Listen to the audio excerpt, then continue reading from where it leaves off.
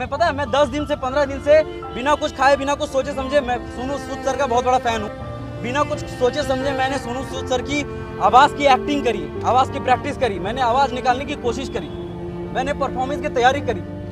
और फिर क्या होता है कि उस मौके में आप लोग क्या करते हैं, भावुक मत होइए, हाँ इमोशनल मत होइए आप। देखिए उस माहौल में मैं सच बता रहा हूँ भैया, मैं यहाँ पर सिर्फ और सिर्फ इस वजह से आया था, मेरी जो ख्वाहिशें थी, मेरी जो अपेक्षाएं थी, उस चीज़ को मतलब रौंदा गया है, उस चीज़ को इस तरीके से रौंदा गया है कि मैं ये मतलब बता नहीं सकता। मेरा एक्सपेक्टेशन ये नहीं था कि सोनू सूद सर से मिल लेंगे। अरे भाई मैं भी एक्टिंग कर रहा हूँ, एक्टिंग के फील्ड में काम कर रहा हूँ, एक आर्टिस्ट हूँ, है ना, मैं एक आर्टिस्ट हूँ और कभी ना कभी सोनू सूद सर से मिल ही लेंगे।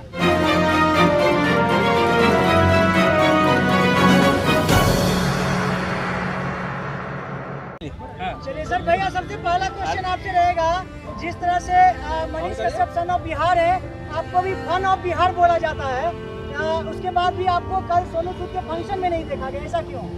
सबसे पहले तो यहाँ पर जितने भी मीडिया कर्मी लोग हैं, जिन्होंने मेरे पोस्ट को, मेरे एब्सेंस को, मैं एब्सेंट था कल प्रोग्राम को लेकर, उसके विषय में बोलने से पहले मैं सबको तहे दिल से नमस्कार और प्रणाम करता हूँ। Thank you so much. जगह नहीं तो मैं लेट का साष्टांग प्रणाम करता सबको कि ये प्यार आप लोग करते हैं। और कुछ कहने से पहले, शुरू करने से पहले मैं बस श्री कृष्ण जी का नाम लेता हूँ और बस यही कहना चाहता हूँ कि हर हर महादेव। आप चालू करते हैं सिलसिला। देखिए हमको नहीं पता कि गलती किसकी है, हमें ये बिल्कुल भी नहीं पता गलती किसकी है, कि मैनेजमेंट की गलती है।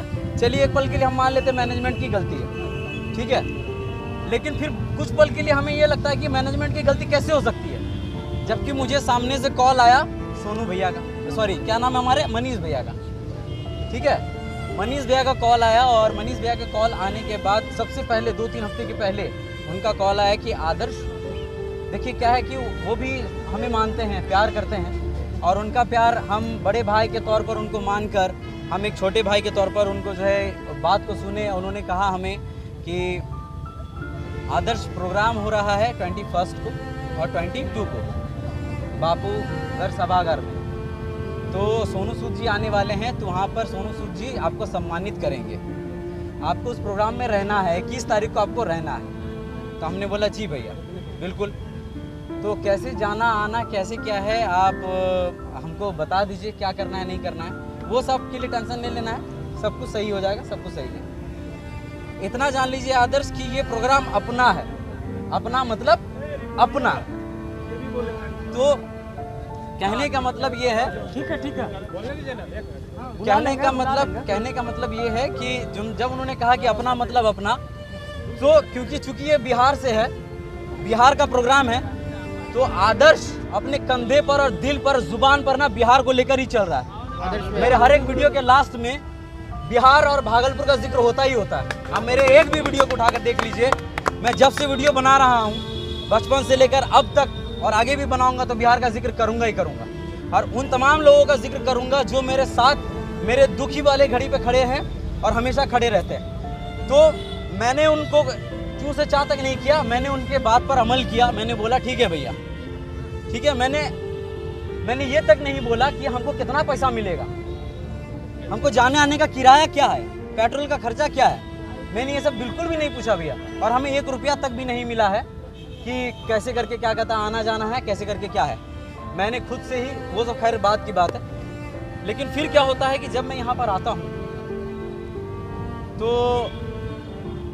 इवेंट ऑर्गेनाइजर जी हमारे लक्ष्मी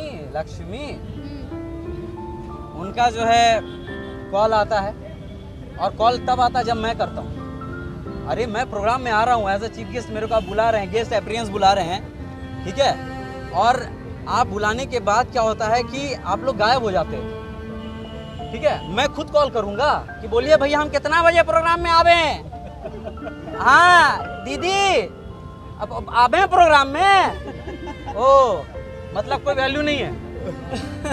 पढ़े लिखे हैं भाई हम, शुरुआत से ही लेकर Zee TV, Sony TV, colour channel, हर एक प्रोग्राम में मैंने बड़े बड़े स्टार्स के बीच में मैंने परफॉर्मेंस दिया है।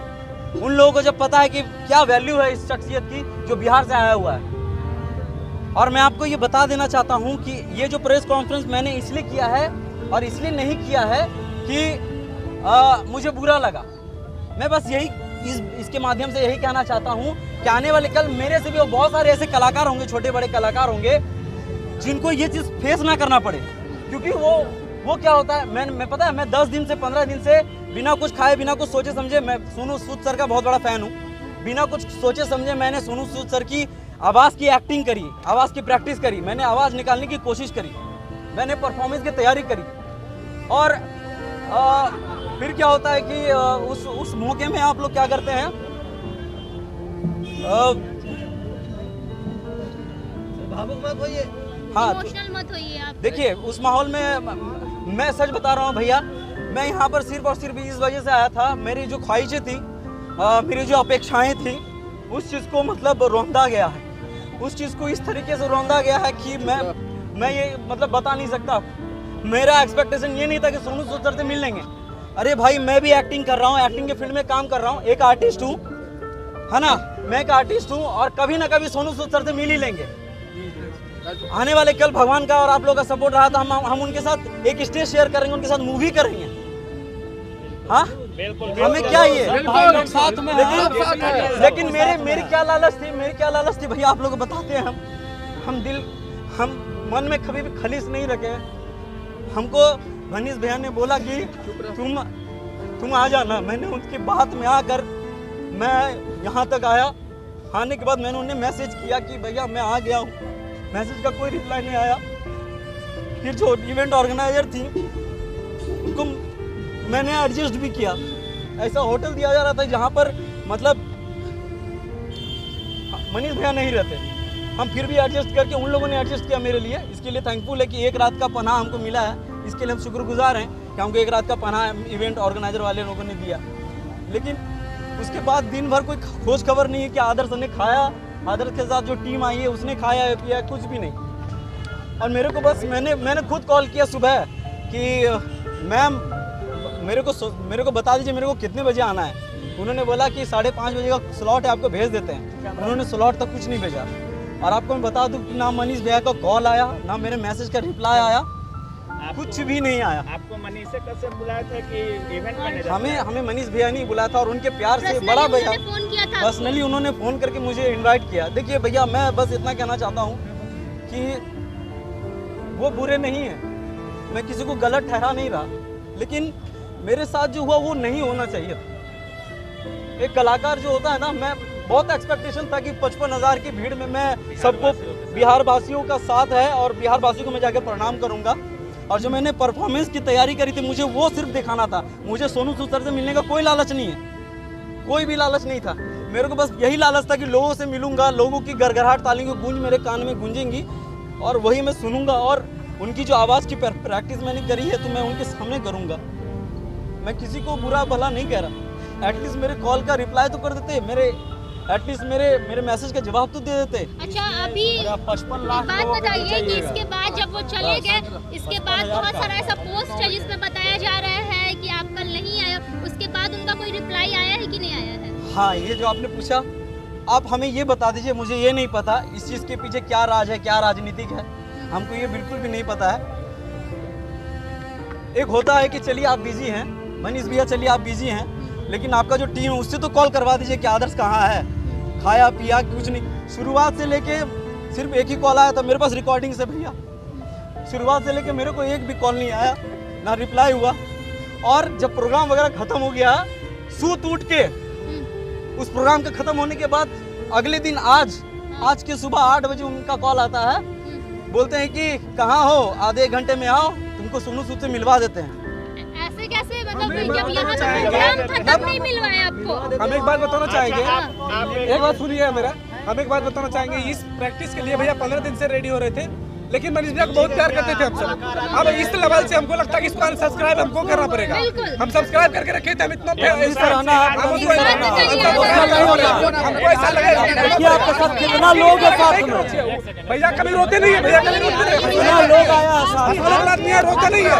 लेकिन मेरा भैया रोया है, रात भर रोया है, लेकिन उसे कोई परवाह नहीं है। लेकिन ये गलत है, आदर्श भैया एक दूसरे समझे? के राज- मेरा भैया रात भर रोया है और उनकी आवाज भी दबा दी गई। समझे? आप भी उन्हीं कदम पे हैं। ये और चीज उनसे गलत भी है। ज्यादा लोग talented कहते हैं। हैं कि और लोग आप कहते हैं कि दबाई एक मिनट रुकिए। लोग कहते हैं कि बिहार पीछे है, बिहार पीछे है। साला मैं शुरू से लेकर अभी तक अपनी जुबान पर, अपने होठों पर बिहार का नाम लेकर घूम रहा हूँ। यहाँ पर बिहार का नाम दबाकर घूम रहा हूँ, और शुरू से लेकर अभी तक मैंने बिहार का नाम लिया है। और उसके बाद आपका कॉल आता है और आप मुझे ये कहते हैं ना बिहार पीछे है, बिहार पीछे है। और बिहार वालों की वजह से बिहार पीछे है। बिहार के टैलेंट को रोंदा जा रहा है। अरे कम से कम एटलीस्ट कदर तो कीजिए। ना जाने मेरे साथ जो गिटार बजाने वाले भाई लोग, वो लोग बिहार में ही प्रोग्राम करने वाले और बिहार में खुद बुलाया था, और सोनू सूद जी ने खुद बुलाया और मैं आप लोगों से बस आज उन्होंने ये बोला मेरे को इस बात का बुरा लगा। आदर्श आनंद जी एक बात मुझे नहीं पता। और आज सुबह जो कॉल आया मुझे, आदर्श जी एक सवाल है, अभी जो ऑर्गेनाइज हुआ था तो टिकट का प्रमोशन क्या आप लोग भी किए थे?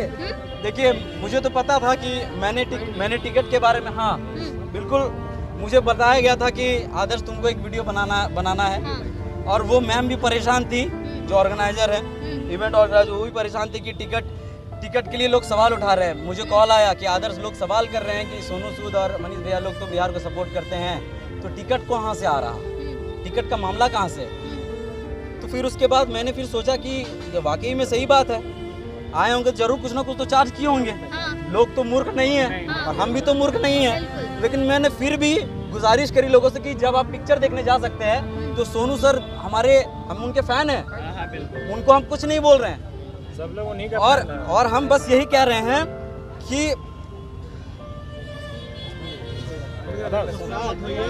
हो गया एकदम टाइट से रहना। 55,000 तक आप पहुंचने वाले थे, आज 12 करोड़ तक पहुंचेंगे आप।